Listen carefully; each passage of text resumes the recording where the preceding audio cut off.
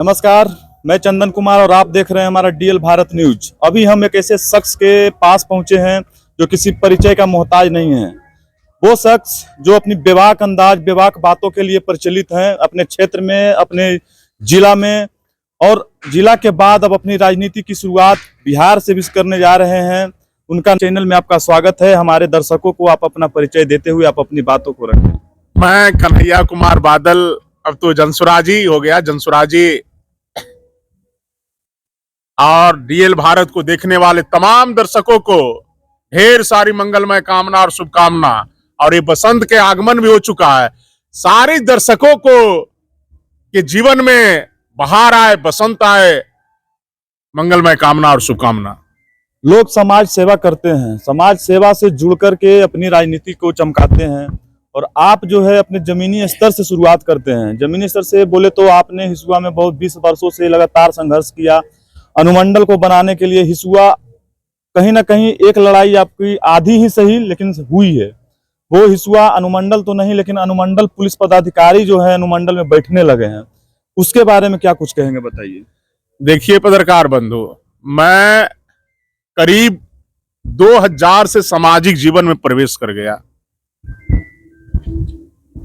और वो चाहे हिंसा के खिलाफ आंदोलन की बात हो, बिजली के लिए हिसुआ में आंदोलन की बात हो, चाहे ट्रेन की ठहराव की बात हो, मेडिकल कॉलेज की बात हो, अनुमंडल की बात हो, तमाम मुद्दों को लेकर मैं अनावर संघर्ष करते रहा। और बहुत सारे मुद्दे पर मुझे सफलता भी मिला। लाठियां खानी पड़ी, जेल जाना पड़ा, लेकिन सफलता मिला। और मुझे पूर्ण विश्वास है कि संघर्ष में, आंदोलन में वो ताकत होता है कि कोई ही मुद्दा, और ऐसे भी कहा गया कि अगर नीति न्याय पूर्वक अगर कार्य किया जाएगा तो उसमें सफलता जरूर मिलेगा। इसलिए तमाम मुद्दों पर मुझे सफलता मिला। अगर समाज सेवा की बात करें तो इनकी समाज सेवा की कहानी ही कुछ अलग है। इनकी समाज सेवा ऐसा कि समाज सेवा के लिए, समाज के लोगों के लिए अपनी नौकरी छोड़ी, शादी तक का त्याग किया। ऐसे समाज सेवी से में ही बताएंगे, और ऐसे समाज सेवी ही समाज के लिए बेहतर कहलाते हैं। ना कि अगर कोई युवा आज के समय में समाज सेवा करना चाहे तो इसकी शुभारंभ कहाँ से करे। आज के युवाओं को ये समाज सेवा के बारे में बताएं। देखिए पत्रकार बंधु, ये कड़ी काम तो है, बहुत बड़ा काम है। मैं जो अभी तक समझा कि अध्यात्म के बाद अब मुझे लगता है ये भी अध्यात्मी है, तो समाज सेवा बहुत बड़ा चीज है, बहुत कड़ा काम है। और तुलसी बाबा ने कहा कि सबसे बड़ा धर्म है परहित सरस धर्म नहीं भाई, यानी दूसरे के लिए जीना, अपने के लिए नहीं। जैसे मैंने नौकरी छोड़ा, अपना परिवार को त्याग किया, तो ये बहुत छोटा चीज हुआ। परहित सरस धर्म नहीं भाई, कि जिसको आप जानते भी नहीं है उसके लिए संघर्ष करना, उसकी सेवा करना ही धर्म है। तो समाज सेवा आज के युवाओं के लिए, उनके माता पिता ही नहीं चाहते हैं कि समाज सेवा करें, क्योंकि बताते हैं हर माता पिता चाहते हैं कि हमारा बेटा डॉक्टर बन जाए, इंजीनियर बन जाए, एक अच्छा नौकर साहब बने और शादी विवाह करे। लेकिन उसी में ये मैं नहीं कहता हूं कन्हैया कुमार बादल अपने मुखारबिन से, हमारे जैसा अनेक लोग बिहार में है, नवादा में है। ये मैं शादी विवाह और नौकरी छोड़ा है, ये आपके नजर में हो सकता है कि मैं पहला शख्स हूं, लेकिन ऐसे कितना लोग होंगे आप भी पता लगाइएगा।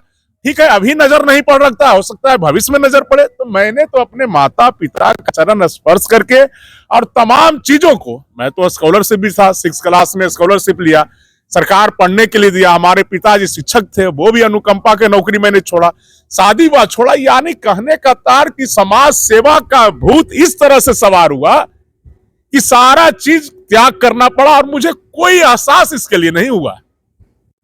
मुझे जरा सा भी तनिक सा एहसास नहीं हुआ, क्योंकि ये वसुदेव कुटुंबकम, मैं तो समझता हूं पूरा जगत ही अपना परिवार है, और उसके लिए संघर्ष करना, देश सेवा के लिए नौकरी या शादी विवाह तो छोटा चीज है। अगर बलिदान भी हो जाऊंगा तो हमारे लिए गौरव की बात होगी। कोरोना काल में जब आप जेल गए थे, वो कहानी हम फिर से दोहराएंगे कि कोरोना काल में जब आप झूठा मुकदमा में कुछ तथाकथित नेताओं के वजह से आपको जेल भी जाना पड़ा था कोरोना काल के समय में। वो कोरोना काल जहां यहाँ गिरफ्तारी होती थी तो नवादा जेल नहीं बल्कि सरघाटी जेल भेजा जाता था। उस जेल में भी आपने आंदोलन किया और उस जेल में भी आपको बहुत तरह की यातनाएं झेलनी पड़ी।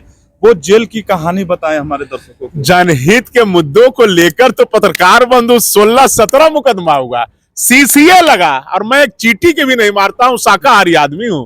और जब जेल गए, सरघाटी जेल गए, तो वहां भी रहने का मौका मिला, 1 महीना रहे, तो वहां भी कैदी के खाना खराब, वहां भी भ्रष्टाचार था।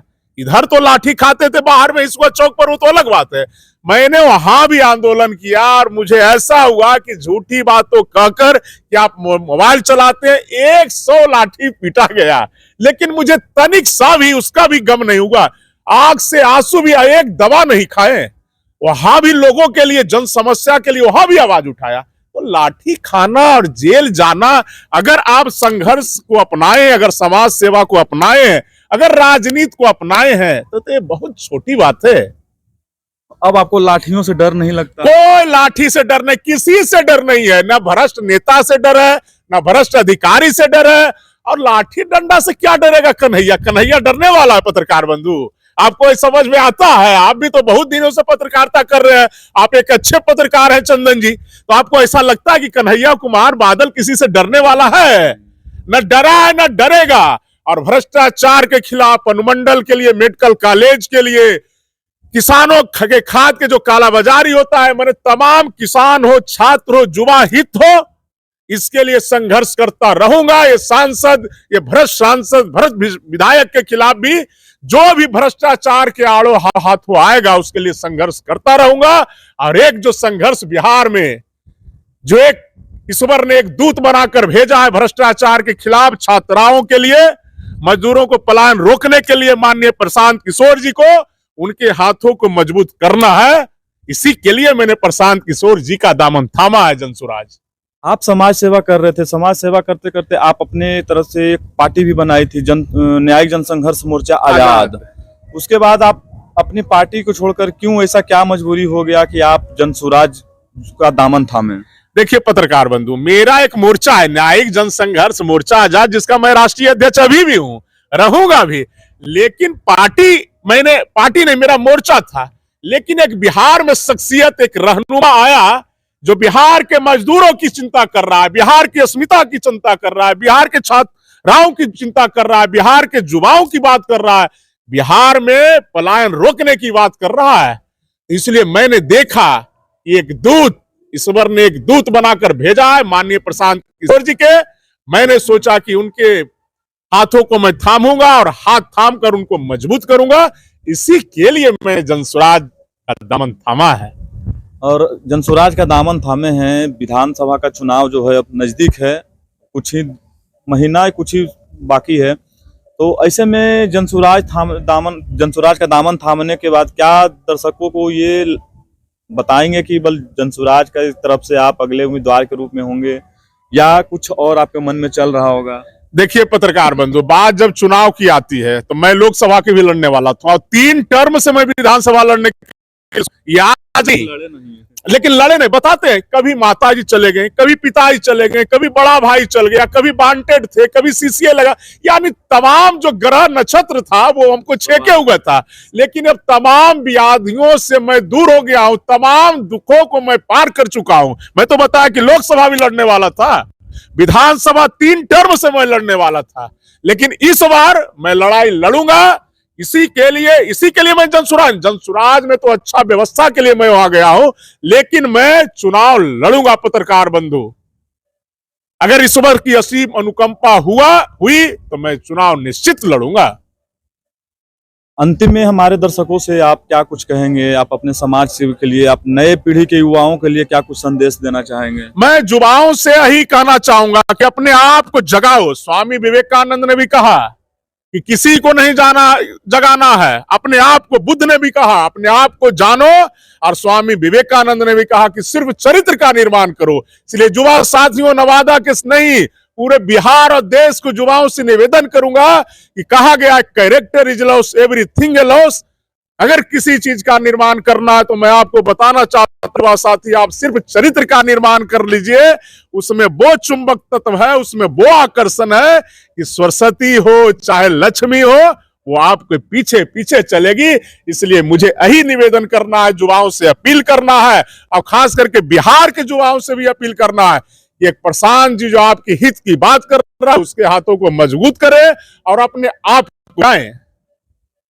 ये थे हमारे साथ तेज तरार, बेबाक बोलने वाले, बेबाक अंदाज से जाने वाले कन्हैया कुमार बादल जी, जिन्होंने अपनी बातों को बेबाक अंदाज से रखा और प्रशांत किशोर जी के बातों से, इनके विचारों से प्रभावित होकर इन्होंने जन स्वराज का दामन थामा है। और आने वाले चुनाव में देखना होगा कि क्या जन स्वराज की तरफ से बादल जी उम्मीदवार होंगे या नहीं।